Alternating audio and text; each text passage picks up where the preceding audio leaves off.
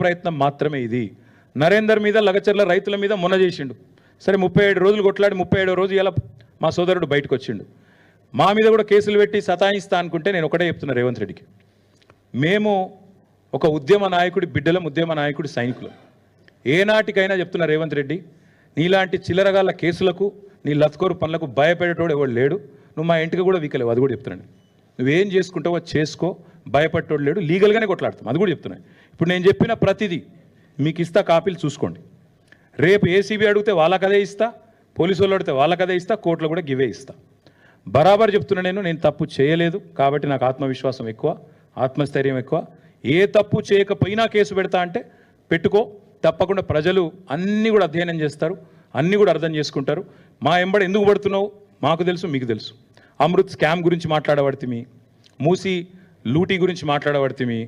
మరి మీరు చేస్తున్న అరాచకాలు, మీ అన్నదమ్ములు ఇవాళ అదానీ గారి సిమెంట్ ప్లాంట్ కోసం కొడంగల్లో చేస్తున్న అరాచకాలను ఢిల్లీ స్థాయిలో ఎక్స్పోజ్ చేస్తుమి.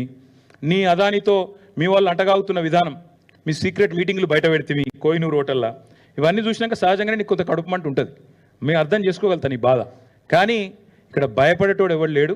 నువ్వేం చేసుకుంటావో చేసుకో, తప్పకుండా నేను అడుగుతా ఉన్నా. ఇవన్నీ నేను చూపెట్టిన అన్నీ కూడా these are all subject to scrutiny. మీరు you can scrutinize all of these, you can reach out to formula E. మీరు ఎవరెవరిని కలవదలుచుకుంటే, ఎవరెవరిని అడగదలుచుకుంటే వారిని అడగండి.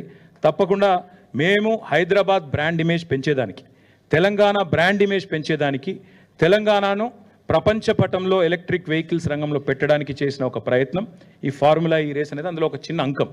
దానికి 55 కోట్లు అనేది పెద్ద ముచ్చట కాదు, పెద్ద లెక్క కాదు. కాబట్టి దాన్ని ఏదో భూతద్దంలో పెట్టి ఇల్లేదో కుంభకోణం జరిగిందంటే నేను మళ్ళీ చెప్తున్నా, ఆ 55 కోట్లు ముట్టినాయి, మా దగ్గర ఉన్నాయి అని ఫార్ములా ఈ వాళ్ళు నీకు ఉత్తరం రాసిండ్రు. ఆ లెటర్ నిమ్మింగటుంది, మీకు ఇస్తాను. అందులో లైసెన్స్ ఫీజు కూడా వాపస్ పంపి తీసుకో, నువ్వు వాపస్ 74 లక్షలు 75 లక్షలు అని చెప్పి FMSCI వాళ్ళు నీ గవర్నమెంట్ని అడుగుతా ఉన్నారు, నీ సెక్రటరీని అడుగుతున్నారు. అది కూడా మీరు చెప్తలేరు. అన్నిటికీ మించి ఆల్రెడీ ఫార్ములా ఈ వాళ్ళు మీతో ఆర్బిట్రేషన్ సూట్ కొట్లాడుతున్నారు, అది కూడా నువ్వు చెప్తలేవు. ఇవాళ నా మీద కేసు పెడితే నువ్వు ఫార్ములా ఈ మీద కూడా పెట్టాల్సి వస్తుంది. ఎందుకంటే నేను అనుచిత లబ్ధి చేకూర్చినా నువ్వు అంటున్నావు. అనుచిత లబ్ధి చేకూరిస్తే ఆల్రెడీ ఆర్బిట్రేషన్ వాళ్ళు నీ మీద వేసిండ్రు.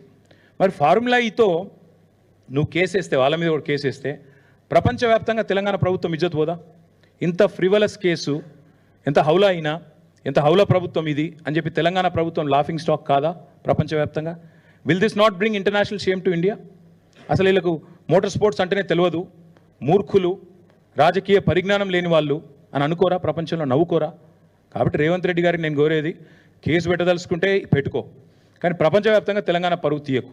ఇప్పటికే రోజు దివ్యమైన తెలంగాణను, దివాలా తెలంగాణను మాట్లాడుతున్నారు. ఇంకోవైపు ఇట్లాంటి చిల్లర ప్రయత్నాలు. మేము భయపడం, లీగల్గా ఎదుర్కొంటాం. మా పార్టీ లీగల్ సెల్ చూసుకుంటుంది, న్యాయపరంగా ఏమేం చేయాలో వాళ్ళు చేస్తారు. మీతో నేను కోరేది, మా నాయకులతో నేను కూడా కోరేది ఏంటంటే, ఎలాంటి పరిస్థితినైనా శాంతియుతంగానే ఎదుర్కొంటాం. మేము ప్రజాస్వామిక పద్ధతుల్లో నిరసనలు చెప్తాం, ప్రజాస్వామిక పద్ధతుల్లోనే ఉంటాం తప్ప ఉద్యమాన్నే ప్రజాస్వామికంగా శాంతియుతంగా నడిపిన వాళ్ళం. పొరపాటున కూడా రేవంత్ రెడ్డి లాంటి చిల్లర నాయకుల చిల్లర ఎత్తుగడలకు మేము పడం. 100% చాలా పీస్ఫుల్గా ప్రొటెస్ట్ చేస్తాం, లీగల్గా కొట్లాడతాం. పొలిటికల్ కేసు కాబట్టి పొలిటికల్గా కొట్లాడతాం. ముమ్మాటికి ఈ ప్రభుత్వాన్ని మాత్రం ఈయన ఎన్ని డైవర్షన్ గేమ్లు ఆడినా, అది కూడా చెప్తున్నాం, మళ్ళీ 420 హామీలు అమలు చేసేదాకా వీళ్ళని మాత్రం వదిలిపెట్టాం. ప్రజలకు ఇచ్చిన ప్రతి వాగ్దానం, 6 గ్యారంటీలు, 13 హామీలు, 420 దొంగ హామీలు అన్నీ అమలు చేసేదాకా వదిలిపెట్టాం. ఎన్ని కేసులు పెట్టుకున్నా అన్నీ ఎదుర్కొంటాం. Thank you. నేను మళ్ళీ చెప్తున్నా బ్రదర్,